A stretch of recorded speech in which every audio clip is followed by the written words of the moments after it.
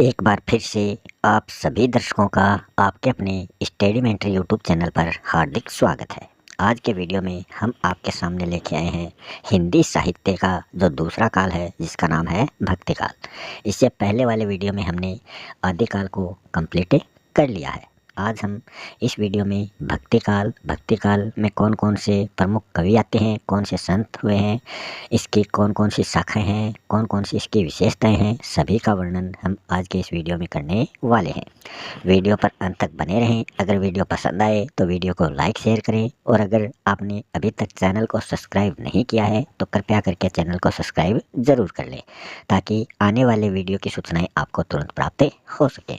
तो शुरू कर रहे हैं आज का अपना टॉपिक भक्ति काल। भक्ति काल को पूर्व मध्य काल के नाम से भी जाना जाता है, और इसकी जो समय सीमा रखी गई है वो रखी गई है 1375 से लेकर 1700 विक्रमी संवत तक। तो ये 1375 से 1700 विक्रमी संवत जो है ये इसकी समय सीमा है। अगर ईस्वी की बात करें तो इसमें से 57 साल जो है वो कम कर देंगे तो ये ईस्वी आ जाती है। तो फिर हम बात करते हैं भक्ति काल का जो उदय है वो किन किन कारणों से हुआ है, क्योंकि पहले आदिकालीन रचनाएं हुई थी, तो आदिकाल का अंत क्यों हुआ, जिसके कारण भक्ति काल की शुरुआत हुई है। जॉर्ज ग्रियर्सन जो महोदय हैं उन्होंने इसको ईसाइयों की देन बताया है, और बिजली की चमक की तरह अचानक पैदा हुआ माना है। किसको? भक्ति काल को। ताराचंद जो है इन्होंने भक्ति काल के उदय का प्रमुख कारण अरबों की देन को माना है, और आचार्य रामचंद्र शुक्ल ने बताया है कि जो पराजित हिंदू मनोवृत्ति है उसी का यह परिणाम है भक्ति काल। दूसरा इन्होंने बताया इस्लामी आक्रमण की प्रतिक्रिया के फलस्वरूप भक्ति काल जो है यह पैदा हुआ है। आचार्य हजारी प्रसाद ने इसके उदय के संबंध में बताया है कि अगर भक्ति का उदय इस्लामी आक्रमण की प्रतिक्रिया के फलस्वरूप हुआ तो पहले उसे सिंध में पैदा होना चाहिए था, किंतु यह आई निरापद दक्षिण भारत में। तो ये आचार्य हजारी प्रसाद द्विवेदी की ये पंक्तियाँ हैं, और इन्होंने क्या कहा है कि अगर इस्लाम नहीं भी आया होता तो भक्ति आंदोलन का स्वरूप वही, भक्ति आंदोलन का जो स्वरूप है वो बाहर आना ठीक वैसा ही होता जैसा कि हुआ है। अगली बात इन्होंने कही है कि भक्ति के उदय को भारतीय सांस्कृतिक चिंतन धारा का स्वाभाविक विकास मानना चाहिए। तो ये हजारी प्रसाद द्विवेदी के द्वारा बताया गया है। फिर हम देख लेते हैं उत्तरी भारत में भक्ति आंदोलन के प्रणेता कौन माने जाते हैं। तो यहाँ हम बात करें, ये जो भक्ति आंदोलन है ये दक्षिण भारत से उत्तर भारत की ओर अग्रसर हुआ था। तो भक्ति के आद्य आचार्य जो हैं वो हैं श्री रामानुजाचार्य। इन्होंने श्री संप्रदाय की स्थापना की थी। तो ये क्वेश्चन भी कभी पूछ लिया जाता है कि इनके द्वारा कौन सा संप्रदाय चलाया गया था। और अगर इसके द्वैतवाद की बात करें तो विशिष्ट द्वैतवाद जो है ये इनके द्वारा संपादित किया गया है। फिर इसके शिष्य हुए हैं राघवानंद, जिन्होंने वैराग्य संप्रदाय की स्थापना की थी। और इन राघवानंद के जो शिष्य हैं जिनका नाम है रामानंद निर्गुण भक्ति के प्रमुख संत माने जाते हैं। इनका जन्म प्रयाग में हुआ था। इनका जीवनकाल 1300 से 1411 ईस्वी माना जाता है। इनके शिष्यों की संख्या 12 है, और दक्षिण भारत से उत्तर भारत में भक्ति आंदोलन की शुरुआत रामानंद के द्वारा ही की गई थी। इन 12 शिष्यों का जो परिचय है वो भक्तमाल ग्रंथ में हमें देखने को मिलता है। जिस भक्तमाल ग्रंथ के आधार पर टीका लिखी थी प्रियदास ने, जिसका नाम था प्रिया सुबोधनी। अगर हम रामानंद की रचनाओं की बात करें तो इनकी जो रचनाएं हैं वो हैं वैष्णव मतांतर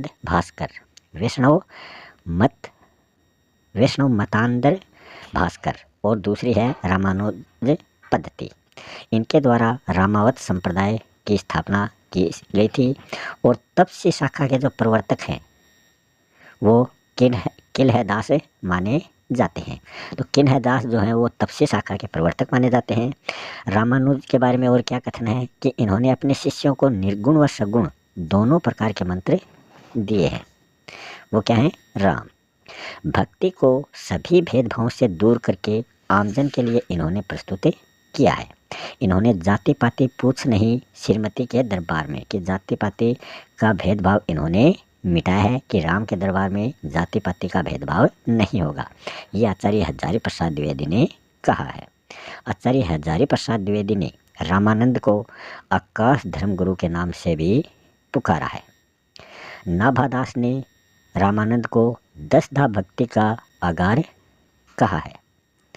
महाराष्ट्र में वारकरी जो संप्रदाय है जिसके संपादक हैं ज्ञानदेव और पुंडरीक। ज्ञानदेव का जन्म जो है वो महाराष्ट्र के पंढरपुर में 1267 ईस्वी को होता है और वारकरी संप्रदाय से संबंधित नीचे कथन है। हिंदी का जो पहला संत है वो नामदेव को ही माना जाता है। ये पहले निर्गुण भक्ति करते थे और बाद में इन्होंने सगुण भक्ति की शुरुआत की थी। हिंदी में सर्वप्रथम कुछ भक्ति के पदों की रचना इनके द्वारा की गई थी और वो कौन सी थी? वो थी निर्गुण भक्ति में। फिर हम नीचे कुछ और मुख्य बातें देख लेते हैं। यहाँ है संप्रदाय और उनके आचार्य। सबसे पहले संप्रदाय बताएंगे, फिर उनके आचार्य कौन हैं। रेवा संप्रदाय के आचार्य मतलब रेवा से रीति संप्रदाय के आचार्य वामन माने जाते हैं और इनके द्वारा इनके रस भरे मतलब रस जो संप्रदाय है उसके आचार्य भरत मुनि हैं। तो ये ट्रिक है एक संप्रदाय उनके आचार्य के। रेवा मतलब रीति संप्रदाय और वा मतलब वामन के वामन इसके संपादक आचार्य हैं। यहाँ रस भेद मतलब रस संप्रदाय है और भरे का मतलब भरत मुनि के द्वारा ये संपादित है। आगे है सागर के वृक्क को, यहाँ वक्रोक्ति संप्रदाय है और इसके जो संपादक हैं वो कुंतक माने जाते हैं। कि धवन्यानंद मतलब धवनी संप्रदाय के आचार्य आनंदवर्धन माने जाते हैं और आभा मतलब अलंकार संप्रदाय के रचनाकार जो हैं वो भामह माने जाते हैं। तो ये संप्रदाय और उनके आचार्यों से भी प्रश्न पूछा जाता है, तो ये ट्रिक आपके लिए बहुत ही फायदेमंद है। आगे हम बात करें दर्शन और भक्ति के क्षेत्र में। सबसे पहले विशिष्ट द्वैतवाद है। ये श्री रामानुजाचार्य के द्वारा शुरुआत इसकी की गई थी और इन्होंने श्री संप्रदाय की स्थापना की थी। फिर है अद्वैत संप्रदाय जिसके संस्थापक शंकराचार्य माने जाते हैं और इन्होंने स्मार्त संप्रदाय की स्थापना की थी। शुद्ध द्वैतवाद संप्रदाय के प्रवर्तक वल्लभाचार्य हैं जिन्होंने वल्लभ संप्रदाय या फिर पुष्टि मार्ग की स्थापना की थी। फिर है द्वैतवाद संप्रदाय, इसके संपादक हैं निम्बकाचार्य जिन्होंने सनकादि संप्रदाय चलाया था जिसको निम्बार्क संप्रदाय भी कहते हैं।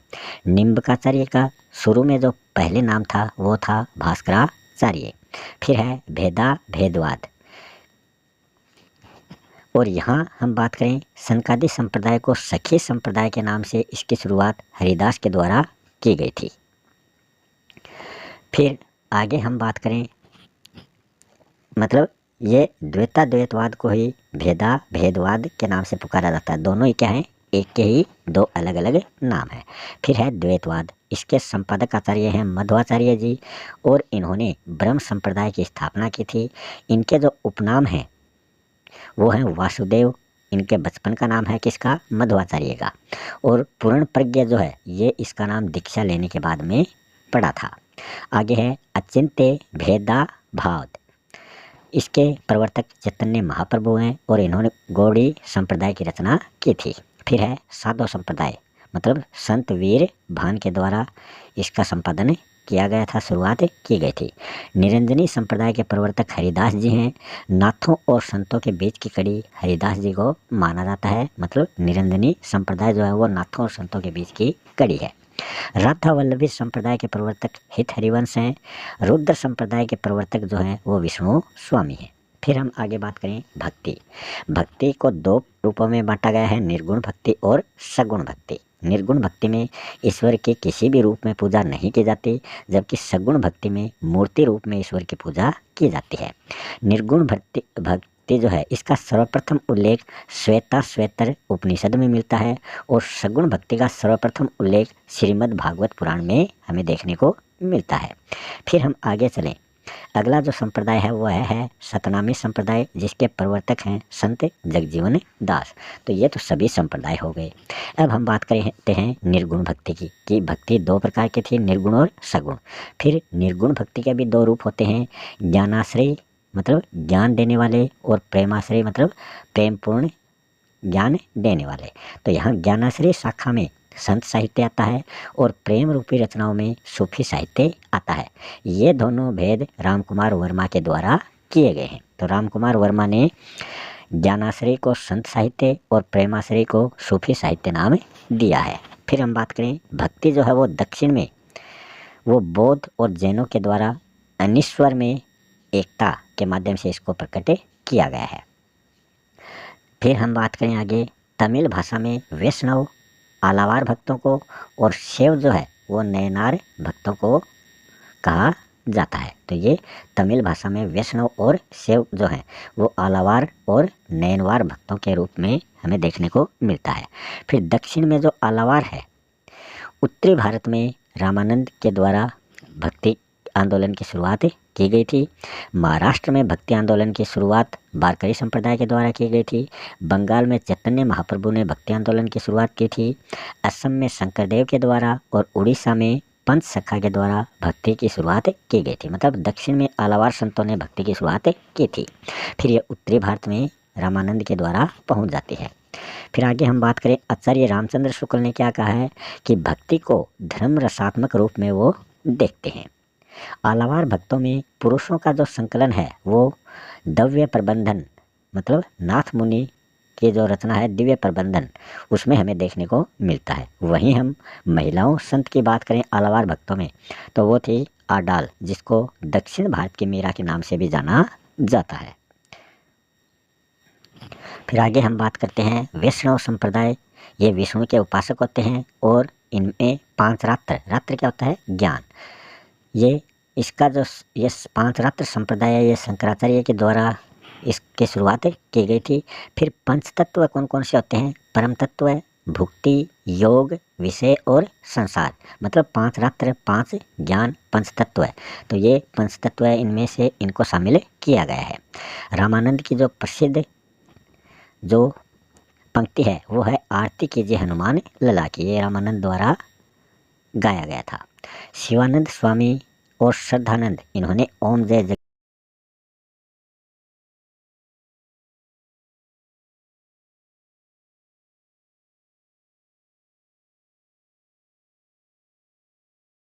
आगे है नारद भक्ति सूत्र। इसमें ईश्वरीय प्रेम को क्या कहा गया है, भक्ति कहा गया है। फिर है सांडिल्य भक्ति सूत्र। इसमें भक्ति के 2 भेद माने हैं, परा भक्ति और अपरा भक्ति। फिर श्रीमद् भागवत पुराण की हम बात करें तो इसमें सगुण भक्ति का सबसे पहले उल्लेख हमें देखने को मिलता है। फिर हम देख लेते हैं निर्गुण और सगुण भक्ति में क्या समानता है। यहाँ हम बात करें निर्गुण भक्ति की विशेषताएं हैं, यहाँ सगुण भक्ति की विशेषताएं हैं। तो दोनों में ही गुरु की महिमा का वर्णन हमें देखने को मिलता है। दोनों ही रचनाएं लोक भाषा में रची गई हैं और निर्गुण भक्ति में निराकार ब्रह्म की उपासना की गई है, जबकि सगुण भक्ति में साकार ब्रह्म की उपासना हमें देखने को मिलती है। फिर हम बात करते हैं निर्गुण भक्ति के 2 भेद थे, संत और सूफी, संत काव्य और सूफी काव्य। तो सबसे पहले हम संत काव्य के बारे में जानते हैं। इसके प्रवर्तक कबीरदास जी माने जाते हैं और प्रथम जो संत हैं संत काव्य के वो नामदेव को माना जाता है। नामदेव, कबीर, रैदास, गुरु नानक, मलुकदास, दादू दयाल, रज्जब, सुंदरदास, चरणदास, बाबरी साहब, इन सभी के द्वारा संत काव्य की रचना की गई है। अब हम इनके बारे में अध्ययन कर रहे हैं। तो सबसे पहले हम अध्ययन में बात करें तो सबसे पहले हम कबीरदास जी की बात करते हैं। कबीरदास जी जो हैं इनका जन्म 1398 ईस्वी को ज्येष्ठ पूर्णिमा के दिन हुआ था। कहाँ पर, काशी में इनका जन्म हुआ था। फिर अगर हम आगे चलें तो इनका जो देहांत है वो 1518 ईस्वी में मगहर में हुआ माना जाता है। इनके गुरु का नाम हमें रामानंद देखने को मिलता है। तो ये इसके जन्म और मृत्यु के बारे में यहाँ पर ये पॉइंट दिया गया है। फिर हम आगे बात करते हैं, ये जो कबीरदास जी थे ये सिकंदर लोदी के समकालीन माने जाते हैं कि जब सिकंदर लोदी का शासन था उस समय कबीरदास जी अपनी रचनाएं करते थे। संत साहित्य का प्रवर्तक भी कबीरदास जी को माना जाता है। कबीरदास जी की 3 रचनाएं प्रमुख मानी जाती हैं, साखी, शबद और रमेनी। साखी जो है इनकी ये जो तीनों रचनाएं हैं इनको बीजक के रूप में संकलन किया गया था 1464 ईस्वी में इनके शिष्य धर्मदास के द्वारा। तो तीनों रचनाओं का संकलन बीजक नाम से 1464 में इनके शिष्य धर्मदास ने किया था। साखी जो है इसकी भाषा सदुकड़ी भाषा है। और रमेनी की हम बात करें, रमेनी की, तो इसमें ब्रज भाषा, दोहा, चौपाई शैली में कड़वक जो पद है, कड़वकबद्ध जो पद है उसमें ये रचना हमें देखने को मिलती है। दूसरी इसकी विशेषता है इसमें ईश्वर में रमने की बात कही गई है। फिर हम आगे बात करें, भाषा कबीरदास जी की है वो सदुकड़ी है। ये किसने कहा? ये आचार्य रामचंद्र शुक्ल ने कहा है। आगे हम बात करते हैं पंचमेल खिचड़ी भाषा। पंचमेल खिचड़ी भाषा में खड़ी बोली, ब्रिज भाषा, अवधी भाषा, राजस्थानी और पंजाबी सभी बोलियों का मिश्रण हमें देखने को मिलता है, तो वो होता है पंचमेल खिचड़ी भाषा। तो हजारी प्रसाद द्विवेदी ने कबीरदास जी की भाषा को पंचमेल खिचड़ी कहा है और आचार्य शुक्ल ने इनकी भाषा को सदुकड़ी भाषा कहा है। हजारी प्रसाद द्विवेदी ने ही कबीरदास जी को वाणी का डिक्टेटर कहा है। तो ये क्वेश्चन कई बार पूछा जा चुका है कि वाणी का डिक्टेटर हजारी प्रसाद द्विवेदी ने किसे कहा है। फिर आगे हम बात करें, कबीर ने परमात्मा को राम कहा है और कबीर परिचय जो है ये रचना अनंत दास के द्वारा रची गई है। कबीर ने स्वयं को राम की बहुरिया कहा है कि राम की बहुरिया अपने आप को कौन कहते थे? कबीरदास जी कहते थे। साखी जो है इसमें ईश्वर को साक्षी बनाना पद शैली में ये लिखित है। ईश्वर को इसमें साक्षी बना गया है और इसकी जो शैली है वो पद शैली है। शब्द जो है शब्द रचना ये पद शैली में लिखी गई है। आगे है सिखों के धर्म ग्रंथ गुरु ग्रंथ साहब में कबीरदास जी के 228 पद व 238 साखियाँ जो है वो उसमें संकलित की गई हैं। कबीरदास जी का जो दर्शन है वो अद्वैतवाद है, ये उपनिषद से लिया गया है। संत साहित्य का दर्शन भी कौन सा है? अद्वैतवाद कहलाता है। कबीरदास जी जो हैं ये साधनात्मक रहस्यवादी कवि हैं। अगला बिंदु है हठ योग साधना पर बल देते हैं। तो कबीरदास जी जो है वो जो हठ योग साधना है उस पर भी ये बल देते हैं। हठ योग कई बार ये भी क्वेश्चन पूछा जाता है कि हठ योग साधना जो है ये कहाँ से ली गई है? तो ये नाथों से ली गई है। हमने आदिकाल में नाथ साहित्य पढ़ा था तो वहाँ पर ये हठ योग का वर्णन हमें देखने को मिलता है का अर्थ तो सूर्य और ठे का अर्थ वहाँ पर चंद्रमा हमने बताया था। फिर है उल्टबासियाँ, ये प्रतीक शैली में रचित है। कबीर ने ये सिद्धों से ग्रहण की हैं। तो उल्टबासियाँ कहाँ से ग्रहण की हैं? सिद्धों से, सिद्ध साहित्य से। फिर है नारी निंदा, सामाजिक खंडन मंडन की प्रवृत्ति जो है ये भी इन्होंने नाथों से ही अपने काव्य में ली है। मूर्ति पूजा का इन्होंने विरोध किया, अवतारवाद का खंडन भी कबीरदास जी ने किया है। ये दोनों ही विशेषताएं जो हैं ये इस्लाम से इन्होंने ली है। वैदिक कर्मकांडों के खंडन मंडन की जो प्रवृत्ति है ये इन्होंने कहाँ से ग्रहण की है? बौद्धों से, बौद्ध साहित्य से इन्होंने वैदिक कर्मकांडों के खंडन मंडन की प्रवृत्ति ग्रहित की है। अहिंसा का जो खंडन इन्होंने माना है वो इन्होंने जैन साहित्य से लिया है, जैनों से लिया है। परपतिवाद मतलब भक्ति में समर्पण भाव जो है यह विशेषता इन्होंने वैष्णवों से ग्रहण की है। प्रेम तत्व जो है ये इन्होंने सूफियों से ग्रहण किया है। दुल्हनी गावों मंगलचार, ये जो दोहा है ये कबीरदास जी के द्वारा ही ये पंक्तियाँ लिखी गई हैं। फिर हम बात करते हैं नानक देव। अगले जो संत हैं वो है नानक देव। इनका जन्म 1469 ईस्वी में तलवंडी में हुआ था जो वर्तमान पाकिस्तान में है और इनका देहांत 1538 ईस्वी में हमें देखने को मिलता है। ननकाना साहब के नाम से ये प्रसिद्ध जो जगह है तलवंडी वहाँ पर इनका जन्म हुआ है। इनकी रचनाओं के नाम है जप्पूजी, असादीदार, रहीरास, सोहिला, नसीहतनामा। नसीहतनामा जो है ये खड़ी बोली में रचित इनकी रचना है। इन्होंने परमात्मा को शब्द कहा है। गुरु ग्रंथ साहिब का जो महिला प्रकरण है उसमें नानक जी की हिंदी जो रचनाएं हैं वो हमें देखने को मिलती है। इनकी जो जपुजी रचना है ये सार तत्व है साहित्य चिंतन दर्शन का। तो साहित्य चिंतन दर्शन का जो सार तत्व है ये इनकी जपुजी रचना को माना जाता है। मुस्लिमों का स्पष्ट है इन्होंने विरोध किया है और नानक के जो पुत्र हैं श्रीचंद उनके द्वारा उदासी संप्रदाय चलाया गया है। निर्गुण काव्य धारा के अगले जो ज्ञानाश्रयी शाखा के संत हैं उनका नाम है दादू जी। दादू जी का जन्म 1544 ईस्वी को अहमदाबाद में हुआ था और इनको राजस्थान के कबीर के नाम से जाना जाता है। इनको राजस्थान का प्रथम संत भी माना जाता है। अकबर इनके उपदेशों से बहुत अधिक प्रभावित हुए थे, तो इनका संबंध अकबर से भी होता है और इनके गुरु का नाम था रामानंद। इन्होंने ब्रह्म संप्रदाय, परम संप्रदाय और दादू पंथ ये इनके द्वारा संचालित संप्रदाय थे। सत्संग स्थल इसका दादू जी का जो है वो अलग तरीका कहलाता है और इनकी समाधि जो है वो नरेना दुदू जयपुर में स्थापित है। इनकी रचनाओं के नाम है हरडेवाणी, अंगवधू। हरडेवाणी जो है ये इनके शिष्य संत दास एवं जगन्नाथ के द्वारा संकलित है और अंगवधू इनकी रचना इनके शिष्य रज्जब के द्वारा संकलित है। एक इनकी अन्य रचना है दादू दयाल की वाणी जो परशुराम चतुर्वेदी द्वारा संकलित है। कबीर के बाद इनका समाज सुधारक एवं समाज सुधारक रूप एवं जो संत साहित्य है उसमें स्पष्ट रूप से उभरता है। तो कबीर के बाद में समाज सुधारक जो संत माने जाते हैं वो दादू जी ही माने जाते हैं।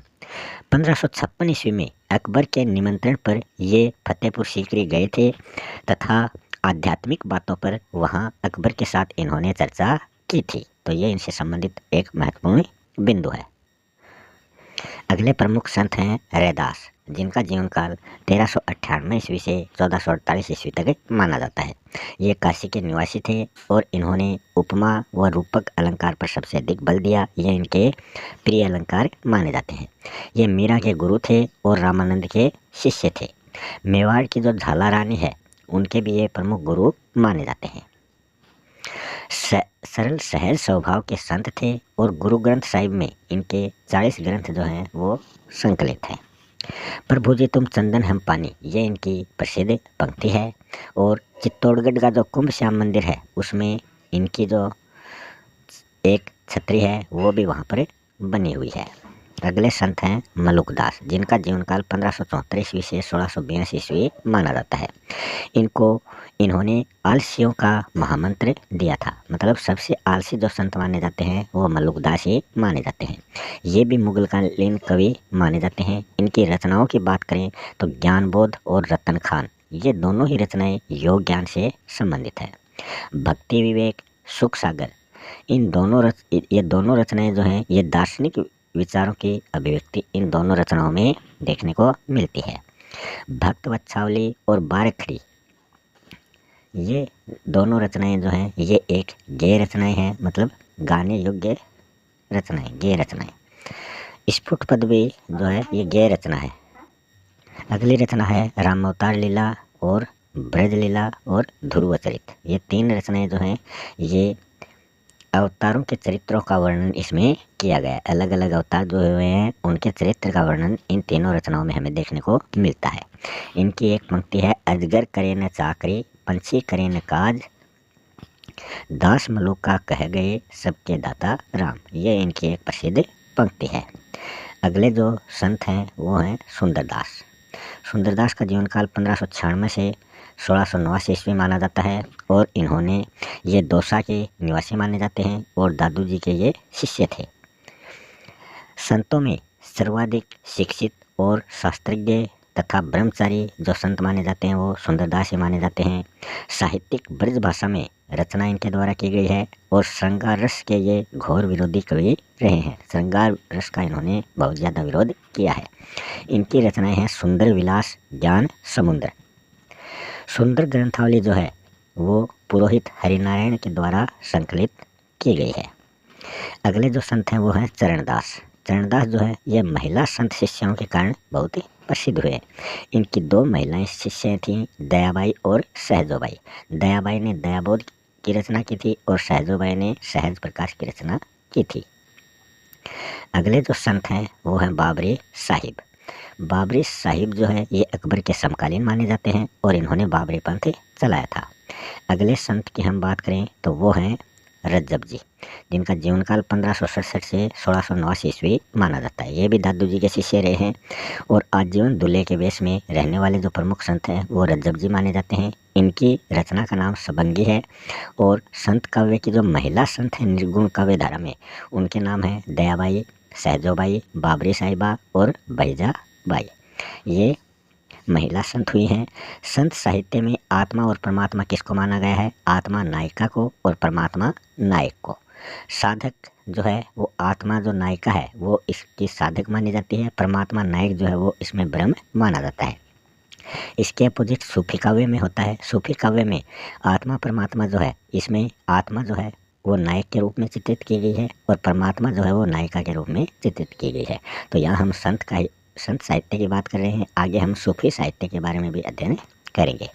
अब हम संत साहित्य से संबंधित जो भी प्रवृत्तियाँ हैं, जो भी इसकी विशेषताएं हैं, उनके बारे में चर्चा करेंगे। पहले इनकी विशेषता है निर्गुण ईश्वर की उपासना। फिर दूसरी विशेषता है स्वानुभूत अध्यात्म विचार। फिर है गुरु महिमा, मतलब बहुदेववाद व अवतारवाद का इनके द्वारा विरोध किया गया था। रूढ़िवादिता व बाह्य आडंबरों का विरोध किया गया था। जाति पाति का विरोध, नारी निंदा, नाम स्मरण की महिमा, रहस्यवाद, शांत व श्रृंगार रस की अवधित धारा, अबाधित धारा जो है, सदुकड़ी भाषा, छंद व अलंकारों का सहज प्रयोग, ये संत काव्य की प्रमुख विशेषताएं या प्रवृत्तियां मानी जाती हैं। अब हम बात करेंगे सूफी काव्य जो प्रेमाश्रय शाखा से संबंधित है, जिसमें अनेक प्रेमाख्यान लिखे गए हैं।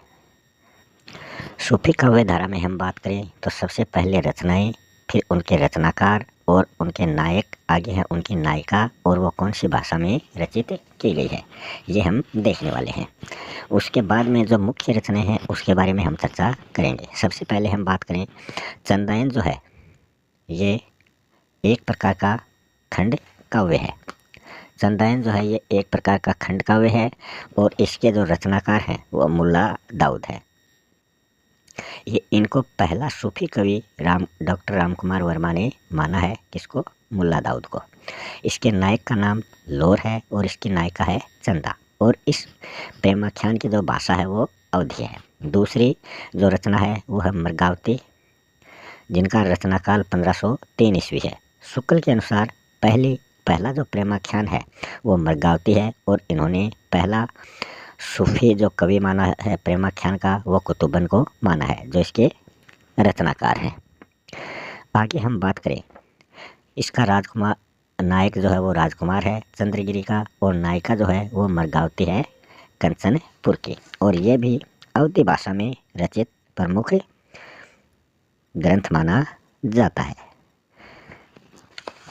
चंदायन की अगर हम बात करें, ये 1379 ईस्वी में रचित रचना है। अगली रचना का नाम है हंसावली, जो 1370 ईस्वी में रचित की गई थी। इनके रचनाकार हैं असाइद, और हंसावली को प्रथम प्रेमाख्यान मानने वाले थे डॉक्टर नगेंद्र सिंह। इन्होंने हंसावली को प्रथम प्रेमाख्यान माना, और इसका जो नायक है वो राजकुमार है और नायिका का नाम हंसावली है, जो पाटन की राजकुमारी है। ये राजस्थानी हिंदी में रचित प्रथम प्रेमाख्यान माना जाता है। अगली जो रचना है वो है पद्मावत, 1540 ईस्वी में ये रचित की गई थी, और इसके रचनाकार हैं जायसी। रतन सेन इस प्रेमाख्यान का नायक है और पद्मावती इसकी नायिका है। अवधी भाषा में ये रचित है। हंस जवाहिर जो 1731 ईस्वी में रचित की गई थी, इसके रचनाकार कासिम शाह हैं और इसका नायक राजा हंस और नायिका रानी जवाहिर, ये भी अवधी भाषा में लिखित है। अगला जो प्रेमाख्यान है वो है मधुमालती, 1545 ईस्वी में रचित, जिसके रचयिता है मंझन, और इसके जो राजकुमार हैं, नायक जो हैं वो है मनोहर, जो कनेसर का राजकुमार है। इसकी नायिका जो है वो मधुमालती हैं और इसकी भाषा भी अवधी है। अगला जो प्रेमाख्यान है वो है माधवनल कामकंदला। ये 1527 ईस्वी में गणपति के द्वारा रचित प्रेमाख्यान है। इसका नायक माधव है और नायिका कामकंदला है। यह राजस्थानी भाषा में रचित प्रेमाख्यान है। अगला प्रेमाख्यान है लखम सेन, जो 1459 ईस्वी में रचित है, जिसके रचयिता दामोदर शर्मा है। इस प्रेमाख्यान में वीरता का वर्णन हमें देखने को मिलता है। तो ये वीर से परिपूर्ण ये प्रेमाख्यान है। इसके नायक लक्ष्मण सेन है और नायिका पद्मावती है। ये भी राजस्थानी भाषा में रचित प्रेमाख्यान है।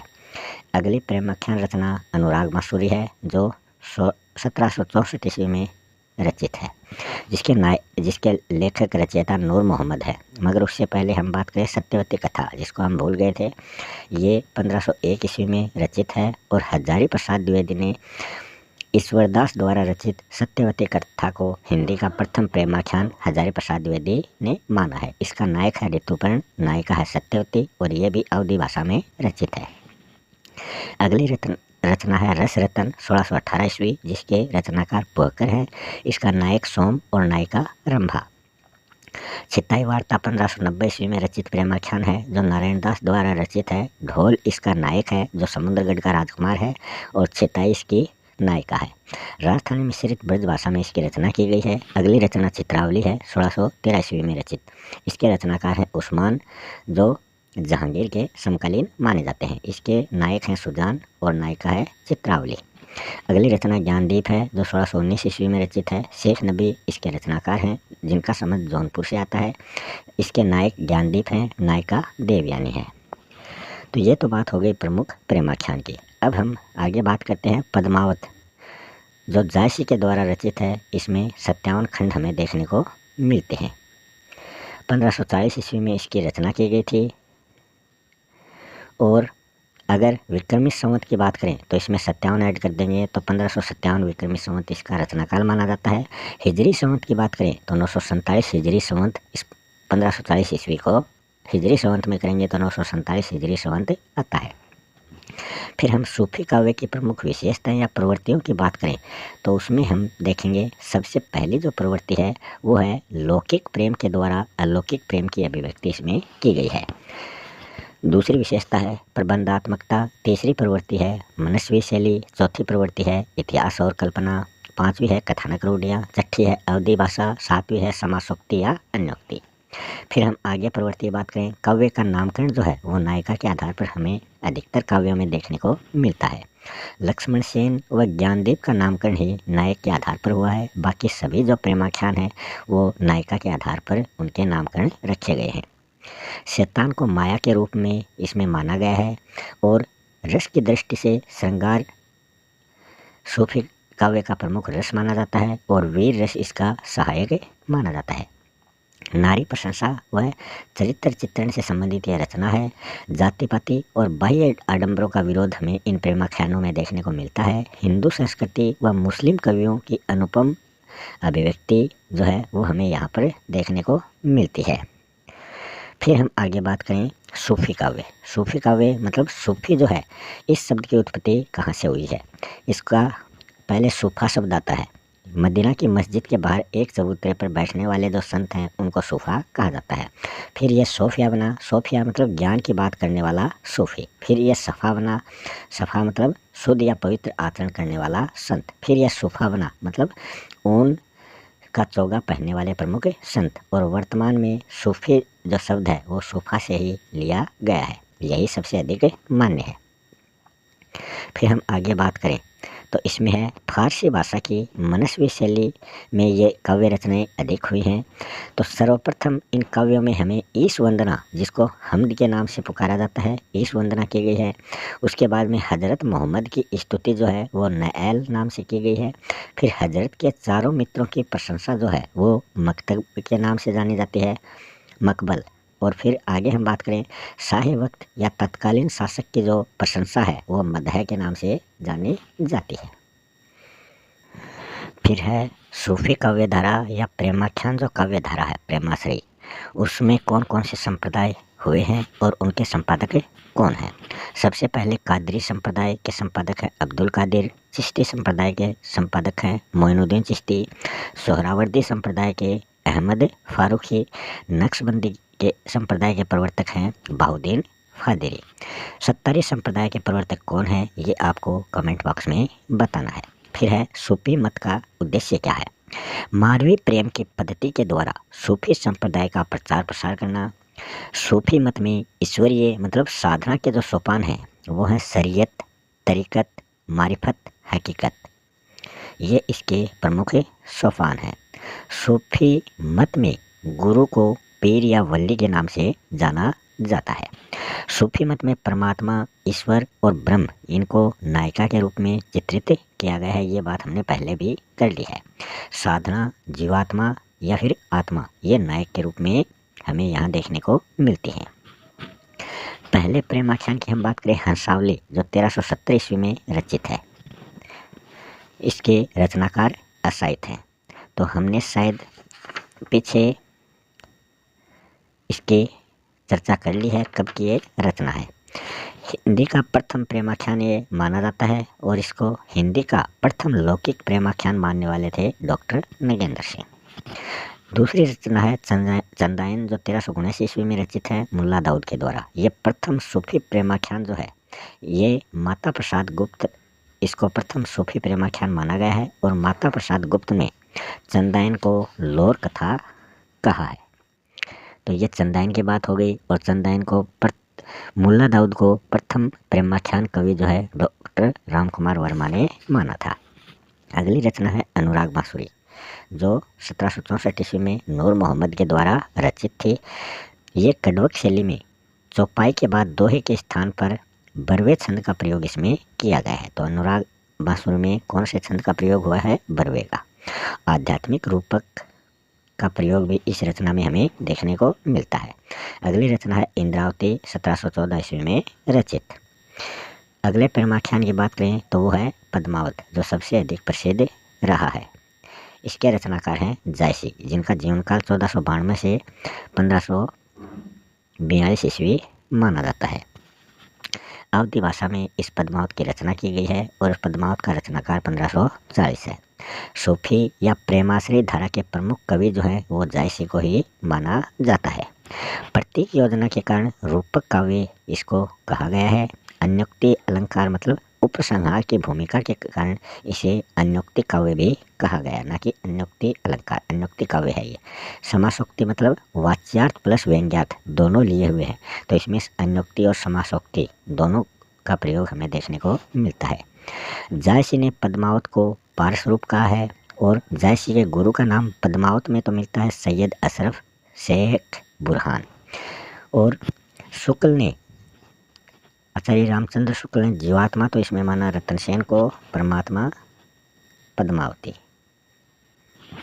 आगे हम बात करें प्रतीक योजना की, तो इसमें रतन सेन जो है उसको मन के प्रतीक के रूप में चित्रित किया गया है, पद्मावती बुद्धि के रूप में, सिंहलदीप जो है वो हृदय के रूप में, नागमती जो है वो संसार के रूप में, राघव चेतन को शैतान के प्रतीक के रूप में, अलाउद्दीन को माया के रूप में, हीरामन तोता को गुरु के रूप में और चित्तौड़ को शरीर के प्रतीक के रूप में दिखाया गया है। पद्मावत के दो भाग माने जाते हैं। पूर्वार्ध जो पहले का जो भाग है वो काल्पनिक माना जाता है, उत्तरार्ध मतलब अंत का जो भाग है वो ऐतिहासिक माना जाता है। जायसी ने शाही वक्त मतलब पद्मावत में दिल्ली सुल्तान शेरशाह का वर्णन इसमें किया है। पद्मावत फारसी की मनस्वी शैली में रचित रचना है जो दोहा चौपाई शैली के अंतर्गत रची गई है। जायसी की अन्य कृतियों के नाम है पद्मावत के अलावा अखरावट है, जिसमें बारखड़ी प्रणाली पर इसकी रचना की गई है। आखिरी कलाम है, उसमें कयामत का वर्णन हमें देखने को मिलता है। चित्ररेखा, कहरनामा, मसलानामा, कान्हावत ये जायसी की प्रमुख रचनाएं हैं। अपनी निर्गुण काव्य धारा जो है वो यहाँ पर कंप्लीट हो चुकी है। अब हम चलते हैं सगुण काव्य धारा की ओर। सगुण काव्य धारा को भी दो रूपों में बांटा गया है, राम भक्ति काव्य धारा और कृष्ण भक्ति काव्य धारा। फिर हम बात करते हैं सबसे पहले राम काव्य की। राम काव्य का आदि स्रोत जो है वो वाल्मीकि कृत रामायण को माना जाता है और इसका सर्वप्रथम हिंदी अनुवाद जो है वो विष्णुदास के द्वारा किया गया था। अन्य जो राम काव्य हैं वह कालिदास का रघुवंश, भवभूति का उत्तर रामचरित और उत्तर रामचरित जो है ये बांग्ला करते बास रामायण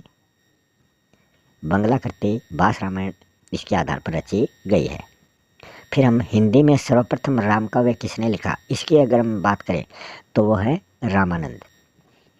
फिर हम इधर बात करते हैं वैष्णव मताब्द भास्कर, राम रक्षा स्रोत, हनुमान की आरती, रामाष्टक, श्री रामानुज पद्धति, ये सभी जो हैं ये रामानंद के द्वारा रची गई हैं। फिर हम बात करते हैं अन्य राम भक्त कवियों की। तो इसमें प्राणचंद्र चौहान जो हैं उन्होंने रामायण महानाटक की रचना 1618 ईस्वी में की थी। हरदेराज जो पंजाब से संबंधित है, इन्होंने हनुमत नाटक 1623 ईस्वी में लिखा था। सीता स्वयंवर से राम राज्य अभिषेक तक की कथा जो है वो संवाद शैली में इसके अंतर्गत दिखाई गई है। ईश्वरदास द्वारा भरत मिलाप, अंगद पेज जो राम भक्त रचनाएं हैं वो की गई हैं। सेनापति ने कवित रत्नाकर रचना की रची है। श्री रामचंद्र दास ने जो तनसुखी शाखा के प्रवर्तक हैं, इन्होंने भी राम काव्य लिखा है। जीवाराम ने जो सौमुखी शाखा के प्रवर्तक हैं, इन्होंने भी राम काव्य लिखा है। अग्रदास जो है इनको अग्र अली के नाम से भी जाना जाता है। ये अग्र अली के नाम से अपनी रचनाएं लिखते थे। इनकी रचनाओं के नाम हैं ध्यान मंजरी, जिसमें राम व उसके भाइयों के शील सौंदर्य का वर्णन है, जिसमें 69 पद हैं। अष्टयाम में राम सीता के दाम्पत्य जीवन को दिखाया गया है और इनके गुरु का नाम है कृष्णदास पयहारी।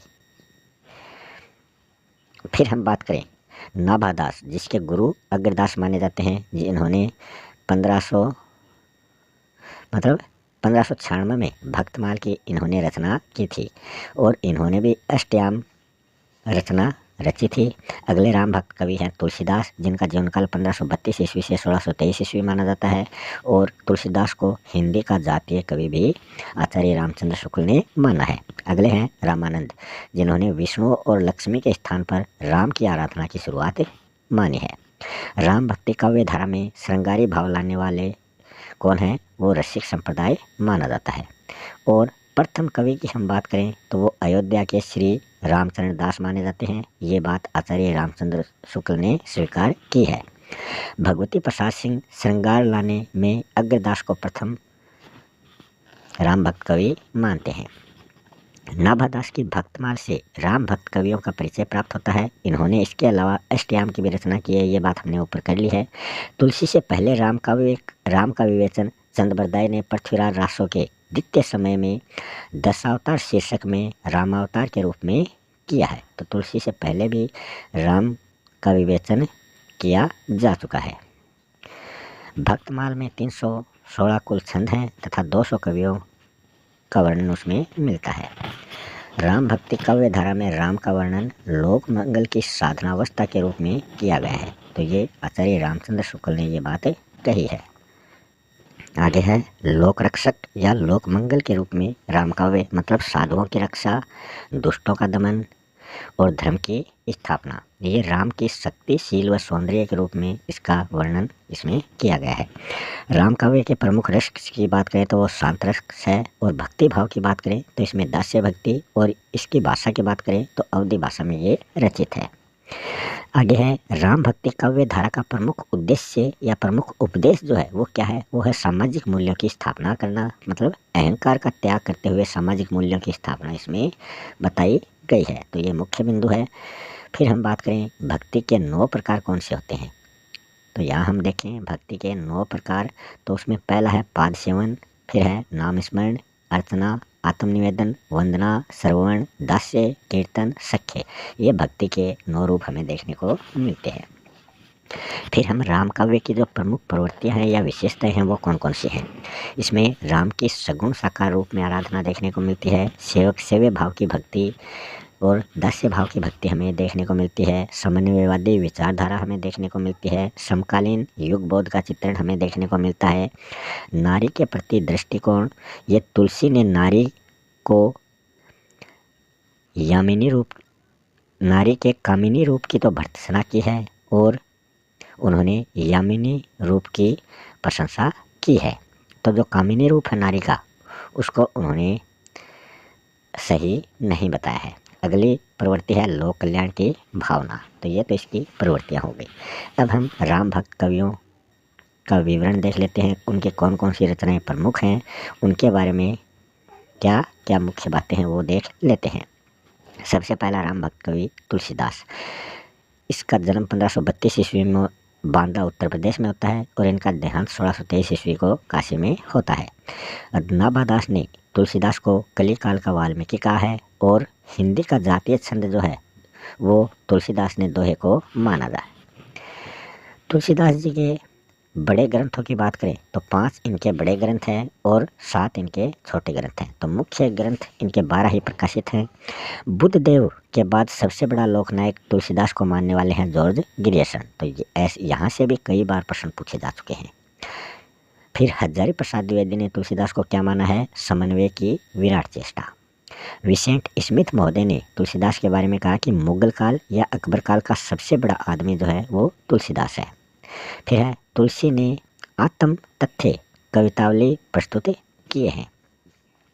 तुलसी की सर्वश्रेष्ठ महत्वपूर्ण अगर 3 रचनाओं की बात करें तो वो हैं रामचरितमानस, कवितावली और विनय पत्रिका। ये 3 महत्वपूर्ण रचनाएं इनकी मानी जाती हैं।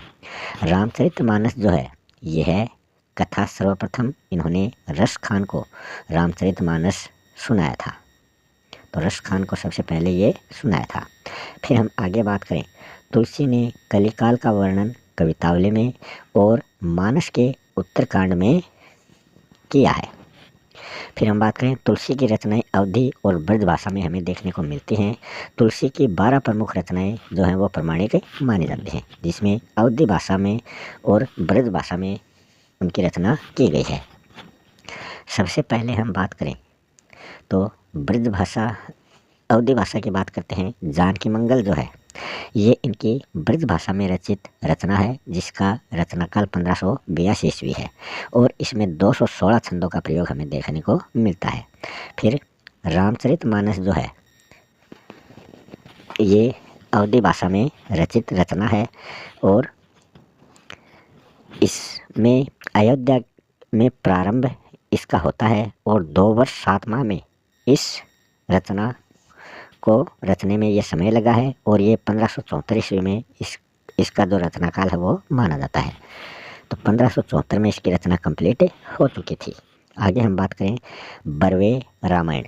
बरवे रामायण जो है इसमें गुणेत्र बरवे छंदों का प्रयोग किया गया है और ये रहीम के आग्रह पर 1612 ईस्वी में इसकी रचना की गई थी। फिर है पार्वती मंगल। पार्वती मंगल 1582 ईस्वी में रचित रचना है और इसमें 164 छंदों का प्रयोग किया गया है। फिर है रामलला नहछू। रामलला नहछू जो है ये 1582 ईस्वी में रचित रचना है और इसमें विवाह की प्रथा का सूचक देखने को मिलता है। फिर हम ब्रज भाषा की बात करें तो ब्रज भाषा में कवितावली प्रमुख रचना है जो 1612 ईस्वी में रचित की गई थी। फिर हम बात करें दोहावली। दोहावली का रचनाकाल 1583 ईस्वी है और इसमें 573 दोहे संकलित हैं। फिर हम बात करें गीतावली रचना की। इसमें गीतावली रचना जो है ये 1571 में रचित की गई थी और इसमें कुल छंदों की हम बात करें तो ये 343 इसमें छंद हैं।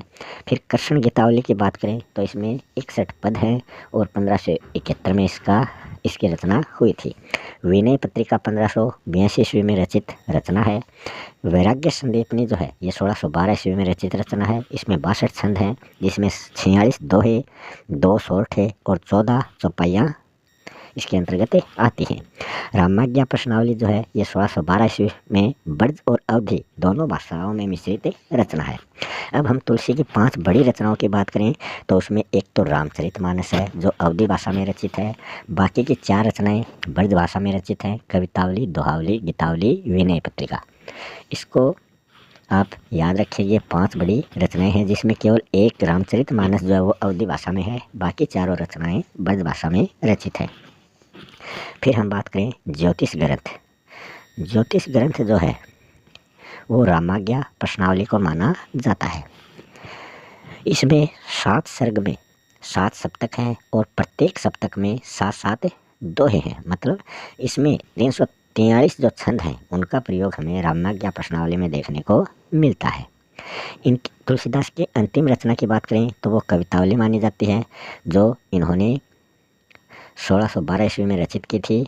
यदि हनुमान बाहुक को न माने तो इसे अंतिम रचना मानी जाती है। हनुमान बाहुक जो है वो असाध्य पीड़ा निवारण हेतु रची गई इनकी प्रमुख रचना है। फिर हम बात करें भारतीय संस्कृति का प्रतिनिधि कवि तुलसी ही है, ये आचार्य रामचंद्र शुक्ल ने कहा है। हिंदी का प्रथम जातीय कवि तुलसी है, ये भी रामचंद्र शुक्ल ने कहा है। फिर हम देखते हैं अग्नि का भयानक चित्रण जो है वो कवितावली के लंका कांड में प्रस्तुत किया गया है। इसमें 325 छंद हैं और कवित्व व सवैया छंद का प्रयोग इस रचना में देखने को मिलता है। तुलसी के विद्या गुरु की हम बात करें तो वो है शेष सनातन, जो वेद वेदांग की शिक्षा इन्होंने दी थी। तुलसी के भक्ति गुरु हैं नरहरि आनंद, जिन्होंने तुलसी का रामबोला के स्थान पर तुलसी नाम रखा था। तो तुलसीदास का पहले नाम था रामबोला। तुलसी के काव्य का दर्शन जो है वो है विशिष्टता, द्वैतवाद, और जीवन दर्शन है वो है समन्वयवाद। एक भक्त की करुण पुकार ये विनय पत्रिका को माना जाता है। चित्रकूट सभा को आध्यात्मिक संवाद की संज्ञा दी है आचार्य रामचंद्र शुक्ल ने। तो ये तो राम भक्ति काव्य से संबंधित प्रमुख रचनाएं हो गई। अब हम पढ़ते हैं रागानुगा भक्ति, ईश्वरीय प्रेम और कृष्ण भक्ति से संबंधित प्रमुख रचनाएं।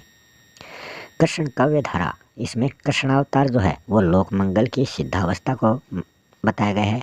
इसका आदि स्रोत जो है वो महाभारत काव्य को बताया गया है। कृष्ण काव्य का मुख्य स्रोत जो है वो भागवत पुराण है। कृष्ण काव्य का सबसे पहले उल्लेख ब्रह्मचरित जो अश्वघोष के द्वारा रचित है वहाँ देखने को मिलता है, जिसकी भाषा जो है वो संस्कृत है। कवि हाल ने गाह सतसई या गाथा सप्तशती जो है उसके माध्यम से कृष्ण भक्ति का उल्लेख किया है, जिसकी भाषा है प्राकृत। जयदेव ने गीत गोविंद रचना के आधार पर कृष्ण भक्ति को शामिल किया है, जिसकी भाषा थी संस्कृत। आधुनिक आर्य भाषाओं में सर्वप्रथम मैथिली भाषा में विद्यापति की कृष्ण काव्य से संबंधित रचना पदावली मानी जाती है। वल्लभ संप्रदाय जो है इसे पुष्टि मार्ग या अष्टछाप के नाम से भी जाना जाता है, और इसका जो प्रमुख कवि है वो सूरदास को माना जाता है। इसकी काव्य शैली जो है वो गेय मुक्त है, और कृष्ण काव्य का अगर हम प्रमुख रस की बात करें तो वो है श्रृंगार रस। गुण इसमें माधुर्य रहेगा और भाषा इसकी ब्रज रहने वाली है। कृष्ण भक्ति काव्य धारा को शास्त्रीय आधार प्रदान करने वाले कवि हैं रूप गोस्वामी, जीव गोस्वामी, सनातन गोस्वामी। बंगाल में वैष्णव सहज प्रिया संप्रदाय कृष्ण भक्ति को रसिक रूप में प्रस्तुत करता है। यहाँ कृष्ण रस और राधा यहाँ पर रति के रूप में प्रकट। बात करें कृष्ण भक्ति के प्रमुख संप्रदाय कौन से हैं और उनके संपादक कौन हैं। सबसे पहले वल्लभ संप्रदाय की बात करें, इसके संपादक हैं आचार्य वल्लभाचार्य, जिन्होंने अणुभाष्य की रचना की थी। निम्बार्क संप्रदाय, जिसको सनकादि संप्रदाय के नाम से भी जाना जाता है, इनके संपादक हैं निम्बार्काचार्य। फिर है हरिदासी या सखी संप्रदाय, जिसके संपादक हैं हरिदास जी, जिनका संबंध डीडवाना नागौर से है। राधा वल्लभी संप्रदाय के संपादक हित हरिवंश। गौड़ीय संप्रदाय के संपादक चैतन्य महाप्रभु। गौड़ीय संप्रदाय जो है इससे संबंधित मध्वाचार्य जी हैं, जिन्होंने द्वैतवाद संप्रदाय की स्थापना की थी, जो ब्रह्म संप्रदाय के नाम से भी जाना जाता है। फिर हम बात करते हैं पुष्टि मार्ग। पुष्टि मार्ग क्या होता है? वल्लभाचार्य जी के दार्शनिक सिद्धांतों का काव्यात्मक रूपांतरण जो है वही पुष्टि मार्ग कहलाता है। इसमें पुष्टि से आशय भगवान द्वारा पालन पोषण अर्थात भगवत अनुग्रह या भगवत कृपा से इसका अर्थ लिया जा सकता है। यह भगवत कृपा ईश्वर की कामना रहित भक्ति मतलब अहेतु भक्ति से मिलती है। पुष्टि मार्ग की परंपरा में वल्लभ संप्रदाय में दीक्षित सभी कवि इसके अंतर्गत आते हैं। इसमें अष्ट छाप जो है वो मुख्य माने जाते हैं। अष्ट मतलब 8, जिन पर 8 कवियों की छाप लगी हुई है वो कवि इसमें प्रमुख माने जाते हैं। अब देख लेते हैं अष्ट छाप क्या है और इसमें कौन कौन से कवि शामिल हैं। वल्लभाचार्य के पुत्र गोस्वामी विठलनाथ जी ने श्रीनाथ जी के मंदिर में 8 झांकियों के दौरान भजन कीर्तन करने के लिए 8 कवियों की एक मंडली तैयार की, जिसमें 4 शिष्य वल्लभाचार्य जी के और शेष 4 शिष्य खुद के। तो वल्लभाचार्य जी के 84 शिष्य थे, उनमें से 4 शिष्यों को इसमें शामिल किया। वो थे सूरदास, कुंभनदास, परमानंद दास, कृष्णदास। और अपने 252 शिष्यों में से उन्होंने 4 शिष्य लिए, जो चतुर्भुजदास, गोस्वामी, चित्तस्वामी और नंददास के नाम से प्रसिद्ध हुए हैं। तो इन 8 शिष्यों की मंडली अष्टछाप कहलाती है। अब हम देख लेते हैं इनके पिता वल्लभाचार्य मतलब इनके पिता या गुरु। तो हम देख लेते हैं वल्लभाचार्य जी के 4 शिष्य जो थे जिन्होंने अष्टछाप में अपनी जगह बनाई। तो सूरदास जिन्होंने 1510 में इस अष्टछाप में दीक्षित किया गया था। कुंभन दास को 1492 में दीक्षित किया गया। परमानंद दास को 1519 ईस्वी में दीक्षित किया गया और कृष्णदास को 1510 ईस्वी में दीक्षित किया गया। तो ये इन्होंने सभी ने दीक्षा वल्लभाचार्य जी से ग्रहण की थी। फिर हम विठलनाथ जी के 4 शिष्य देखते हैं जिनको दीक्षित किया था विठलनाथ जी ने। चतुर्भुज दास को 1540 में, गोस्वामी और चित्तस्वामी दोनों को 1535 में दीक्षित किया गया था और नंददास को सबसे अंत में 1559 को दीक्षित किया गया था। इन अष्टछाप कवियों ने कृष्ण भक्ति काव्य कृष्ण की लीला गायन के रूप में इन्होंने लिखा है। फिर हम आगे बात करें, अष्टछाप का संपूर्ण साहित्य जो है वो पुष्टि मार्गीय माना जाता है। इनकी रचनाओं में भ्रमर गीत जो प्रसंग है वही सबसे सर्वश्रेष्ठ माना जाता है, जो कि श्रीमद् भागवत पुराण के 10वें स्कंद के 46वें 47वें अध्याय से अवतरित किया गया है। इसमें सूरदास का भ्रमर गीत प्रसंग जो है वो सर्वप्रथम और सर्वश्रेष्ठ माना जाता है। 8वां याम श्री कृष्ण की भक्ति कौन कौन सी थी, जिसमें इन 8 कवियों को स्थान दिया गया है। मंगलाचरण, श्रृंगार, राजयोग, उत्थापन, भोग, संध्या आरती और शयन, ये 8 इसमें याम बताए गए हैं अष्टयाम में। अब हम बात करने वाले हैं भ्रमर गीत परंपरा की। भ्रमर के माध्यम से गोपियों द्वारा उद्धव को कृष्ण के लिए दिया गया उपालंब ही भ्रमर गीत कहलाता है। इसमें भ्रमर मतलब जो भंवरा होता है वो अपने रंग, उसका रंग होता है श्याम काला और उसकी वृत्ति होती है एक फूल पर वो कभी नहीं टिकता है। वो कृष्ण का प्रतीक इसमें बताया गया है। इसकी एक पंक्ति है, मधुकर श्याम हमारे चोर। मधुकर यहाँ किसको कहा गया है, उद्धव को यहाँ पर मधुकर के रूप में, प्रतीक के रूप में उनको उपालंब यहाँ पर दिया गया है। सूरदास जो है इनके द्वारा भ्रमर गीत सार की रचना की गई थी। आचार्य रामचंद्र शुक्ल द्वारा इसका संपादन किया गया था। परमानंद दास ने भ्रमर गीत लिखा था और कृष्णदास ने भ्रमर गीत लिखा था। अष्टछाप कवियों में कृष्णदास जो हैं वो सबसे कुशाग्र बुद्धि वाले माने जाते हैं। इन्होंने प्रेम तत्व निरूपण, जुगल भान चरित जैसे ग्रंथों की भी रचनाएं की हैं। फिर है नंददास। नंददास ने भी भंवर गीत लिखा था और परिपक्व ज्ञान दर्शन, विवेक बुद्धि, तार्किक शैली व कृष्ण भक्ति का संपूर्ण काव्य इनसे संबंधित है। फिर हम बात करें, जगन्नाथ दास रत्नाकर ने उद्धव शतक लिखा था। सत्यनारायण कविरत्न ने भ्रमरदूत नाम से काव्य लिखा था। हरियोध ने प्रिय प्रवास नाम से और तुलसीदास ने कृष्ण गीतावली नाम से कृष्ण से संबंधित काव्य लिखे हैं।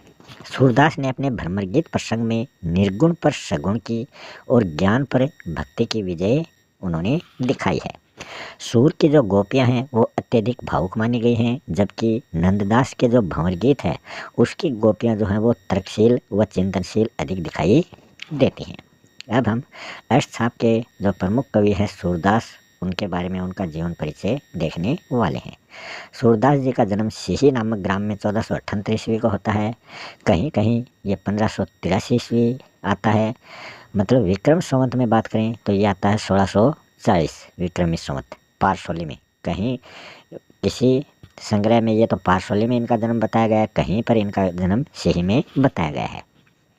इनके गुरु थे वल्लभाचार्य और उनसे इनकी भेंट 1509-10 ईस्वी में पारसोली गांव में हुई थी और वहीं पर इनको अष्टछाप में दीक्षित वल्लभाचार्य जी के द्वारा किया गया था। इनकी भक्ति की बात करें तो वो सख्य भाव की भक्ति है और इनके काव्य का प्रमुख रस वात्सल्य और श्रृंगार रहा है। और इनके गुण की बात करें तो माधुर्य गुण इनके काव्य में देखने को मिलता है। सूरदास जी के उप नाम की अगर बात करें तो इनको खंजन नयन, भावाधिपति, वात्सल्य रस का सम्राट आदि नामों से पुकारा जाता है। इनको वात्सल्य रस का सम्राट आचार्य रामचंद्र शुक्ल ने कहा है। वल्लभाचार्य के संपर्क में आने के बाद में ही सूर ने दास्य और विनय के पदों के पदों को छोड़कर उनके स्थान पर सख्य, वात्सल्य और माधुर्य के पद वो रचने लगे थे। मतलब वल्लभाचार्य से संपर्क से पहले वो दास्य और विनय के पद अपने काव्य में रचते थे और बाद में उन्होंने इसमें परिवर्तन किया है। सूरदास वल्लभ संप्रदाय में दीक्षित होने से पहले विनय के पद गाते थे, मतलब विनय दास्य के। तब उनकी भक्ति दास्य भाव की थी और दीक्षित होने के बाद में वे भगवान कृष्ण की लीलाओं का गान करने लगे, जिसमें कृष्ण की बाल लीलाएं सूरदास के काव्य की सर्वश्रेष्ठ निधि मतलब खजाना मानी जाती हैं। गोस्वामी विठलनाथ ने सूरदास जी की मृत्यु पर कहा था, पुष्टि मार्ग को जहाज जात है, कछु लेनो होय सो ले लो। आचार्य रामचंद्र शुक्ल ने सूरदास की रचनाओं के बारे में कहा है कि सूरदास वात्सल्य और श्रृंगार का कोना कोना झांक आए हैं। आगे के कवियों का काव्य जो है वो सूरदास की जूठन से जान पड़ती है। आचार्य रामचंद्र शुक्ल ने इनको जीवनोत्सव का कवि भी माना है। सूरदास की अन्य रचनाओं की हम बात करें तो वो हैं सूरसागर, जिसको राग सागर के नाम से भी जाना जाता है। ये भागवत पुराण के 10वें स्कंद के 46 से 47वें अध्याय से संबंधित है और इसमें कुल 12 स्कंद हैं। प्रथम स्कंद में विनय के पद हैं, 9वें स्कंद में रामावतार का वर्णन है और 10वां जो इसका स्कंद है वो उसमें सबसे अधिक पद बाल लीला वर्णन के हमें देखने को मिलते हैं। साहित्य लहरी इसकी दूसरी रचना है जिनमें दष्टकूट के पद मिलते हैं और इस दष्टकूट के पद जो है वो 118 हमें इसमें देखने को मिलते हैं। यह एक प्रकार का लक्षण ग्रंथ है, मतलब नायिका भेद से संबंधित इस ग्रंथ की रचना की गई है और इसकी शैली की बात करें तो वो गोपन शैली है। फिर हम अगली इनकी तीसरी रचना है सूर सारावली, जो सूर सागर रचना का सारांश मानी जाती है। अगले अष्टछाप कवि हैं कुंभनदास, जिनका जीवन काल है 1468 ईस्वी मतलब 1525 विक्रमी संवत में जन्म और 1583 मतलब 1640 विक्रमी संवत में इनका देहांत। अष्टछाप के कवियों में सबसे वरिष्ठ कवि ये माने जाते हैं और 1492 ईस्वी में वल्लभाचार्य ने पुष्टि मार्ग में इनको दीक्षित किया था और ये हरि भजन कीर्तन का काम वहाँ पर करते थे। फतेहपुर सीकरी के राज सम्मान से खीन होकर इन्होंने अकबर से कहा था, संतन को कहाँ सीकरी सो काम। अगले अष्टछाप कवि हैं चतुर्भुज दास, जिनका जीवनकाल 1530 ईस्वी से 1585 ईस्वी माना जाता है। ये कुंभनदास के पुत्र माने जाते हैं और 1540 ईस्वी में इनको विठलनाथ द्वारा अष्टछाप में दीक्षित किया गया था। इनकी रचनाएं हैं दान लीला, द्वादश यज्ञ, भक्ति प्रलाप, हितजू का मंगल, कीर्तनावली और मधुमालती। अगले अष्टछाप कवि हैं नंददास, जिनका जीवनकाल 1533 ईस्वी से 1583 ईस्वी माना जाता है। अष्टछाप के ये सबसे कनिष्ठ और शिक्षित कवि माने जाते हैं और 1559 ईस्वी में विठलनाथ ने इन्हें इस संप्रदाय में दीक्षित किया था। सतसई में भ्रमर गीत के साथ पदावली भी इन्होंने गाई है। इनकी रचनाएं हैं रास पंचाध्यायी, जिसमें 5 अध्याय शामिल हैं। यह रास पंचाध्याय जो है ये उपयुक्त शब्द चयन और कलात्मक सौंदर्य की दृष्टि से श्रेष्ठ होने के कारण इस रचना में इनको जड़िया कवि की उपाधि प्रदान की गई है और ये जड़िया कवि की उपाधि आचार्य रामचंद्र शुक्ल ने इनको दी है। इनकी रचनाओं से संबंधित एक प्रमुख ट्रिक है रस मान रूप। रस मान रूप की अनेक मंजरी बनाई, फिर सिद्धांत और रास की पंचाध्यायी और श्याम सगाई में भंवर गीत के साथ पदावली भी गाई। मतलब ये इनकी रचनाओं की ट्रिक है। यहाँ हम बात करें तो ये इनकी रचनाओं की एक ट्रिक है।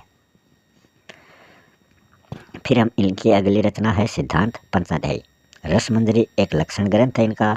रूप मंजरी इनका प्रेमाख्यान है। प्रेम बारखड़ी, रुक्मणी मंगल, गोवर्धन लीला, सुदामा चरित, अनेकार्थ मंजरी जो है ये इनकी पर्याय कोश से संबंधित रचना है। वीरा मंजरी 12 मासा शैली में रचित रचना है। सुदामा चरित, नंददास पदावली, जिसमें 12 प्रकरण शामिल हैं। तो ये इनकी रचनाएं हैं जिनको इस ट्रिक के माध्यम से हमने आपको ऊपर बताया है। फिर है कृष्ण काव्य के संप्रदाय निरपेक्ष कवि कौन कौन से हैं, तो वो हैं नरोत्तम दास, जिन्होंने 1573 ईस्वी में अपनी रचित पुस्तक है सुदामा चरित और सखा भाव की भक्ति, उसमें कृष्ण काव्य धारा संप्रदाय से संबंधित रचना की है। रहीम ने बरवे छंद का हिंदी में सर्वप्रथम प्रयोग किया है। बरवे नायिका भेद एक लक्षण ग्रंथ है। रहीम सतसई में 300 दोहे हैं। नगर शोभा, अदनाष्टक और श्रृंगार सोरठा ये इनकी प्रमुख रचनाएं हैं। मीराबाई रैदास की शिष्या हैं और सगुण व निर्गुण दोनों प्रकार की भक्ति इनके द्वारा प्रकट की गई है। स्फुट पद नरसिंह जी को मायरो, गीत गोविंद की टीका जिस पर राधा गोविंद की टीका का प्रभाव माना जाता है। रस खान जिनका जीवनकाल 1533 से 1618 ईस्वी है, ब्रज व कृष्ण के अनन्य ये भक्त माने जाते हैं।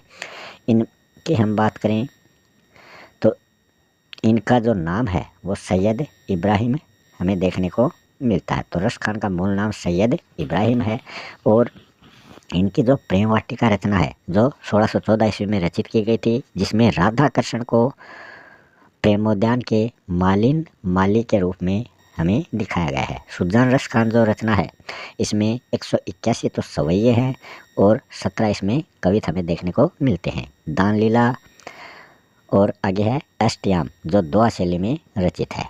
वल्लभ संप्रदाय में विठलनाथ ने इन्हें दीक्षित किया था। फिर है परमानंद दास जिसका जीवनकाल 1493 से 1572 ईस्वी माना जाता है। 1519 ईस्वी में पुष्टि मार्ग में ये दीक्षित होते हैं। सर्वाधिक पद बाल लीलाओं से संबंधित इनके देखने को मिलते हैं और वल्लभ संप्रदाय कीर्तन संग्रह इनकी रचना है। सूर के बाद वात्सल्य रस में ये प्रथम कवि माने जाते हैं। अगले अष्टछाप कवि हैं कृष्णदास जिनका जीवनकाल 1496 से 1578 ईस्वी है। इनको अधिकारी उपनाम से जाना जाता है और यदुनाथ का जो ग्रंथ है वल्लभ दिग्विजय उनमें यह वर्णन किया गया है कि इनको 1510 ईस्वी में मथुरा में पुष्टि मार्ग में दीक्षित किया गया था तथा प्रबंध पटुता के कारण मंदिर में प्रबंधन का कार्य इनको सौंपा गया था। फिर है गोविंद स्वामी जो भटपुर से संबंधित हैं और इनका जीवनकाल 1505 से 1585 ईस्वी है। 1535 ईस्वी में पुष्टि मार्ग में ये दीक्षित किए गए थे। फिर है स्वामी जिनका जीवनकाल 1515 से 1585 ईस्वी है और 1535 ईस्वी में ये पुष्टि मार्ग में दीक्षित किए गए थे। फिर हम बात करते हैं कृष्ण भक्ति काव्य की प्रमुख प्रवृत्तियाँ या विशेषताएं कौन कौन सी हैं।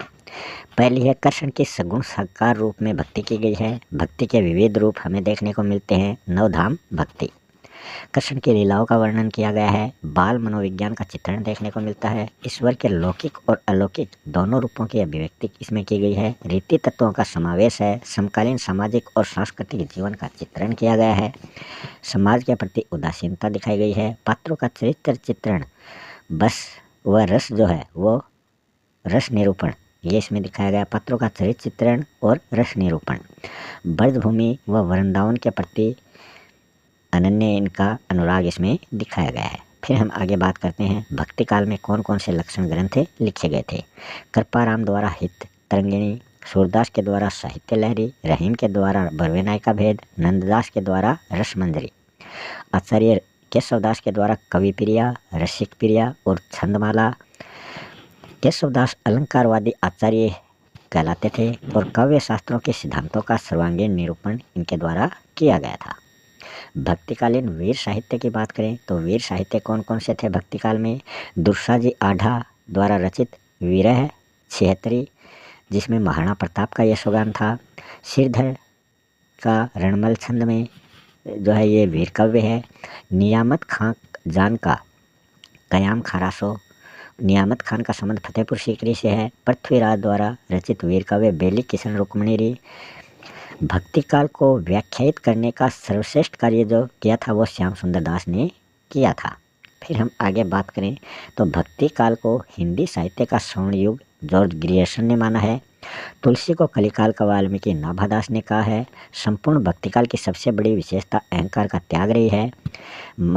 आगे हम बात करें रामकाव्य धारा की सबसे बड़ी विशेषता जो है वो रही है सामाजिक मूल्यों की स्थापना। दक्षिण के आलावार संत गायक थे जिन्होंने गायन शैली में अपनी रचना की थी। हिंदी में कृष्ण को काव्य का विषय बनाने का सर्वप्रथम श्रेय विद्यापति को जाता है। रामचरितमानस में सबसे बड़ा कांड अयोध्या कांड माना जाता है। फिर हम बात करते हैं भक्तिकाल की सामान्य प्रवृत्तियाँ या विशेषताएं। पहली है श्रेष्ठ कवि एवं श्रेष्ठ काव्य, दूसरी है अहंकार का त्याग और गुरु महिमा, फिर है भक्ति भावना की प्रधानता, समन्वय भावना व काव्य के विविध रूप, नाम स्मरण की महिमा, रस निरूपण व प्रकृति का सजीव चित्रण, खंडात्मक व मंडात्मक प्रवृत्तियों का प्रयोग, नारी के प्रति सम दृष्टिकोण, जाति पाति व बाह्य आडंबरों का विरोध, युगीन परिस्थितियों को काव्य में स्थान। तो इसी के साथ आज का ये भक्तिकाल से संबंधित टॉपिक यहीं समाप्त होता है। मिलते हैं अगले वीडियो में किसी नए टॉपिक के साथ। तब तक के लिए आप सभी का बहुत बहुत धन्यवाद।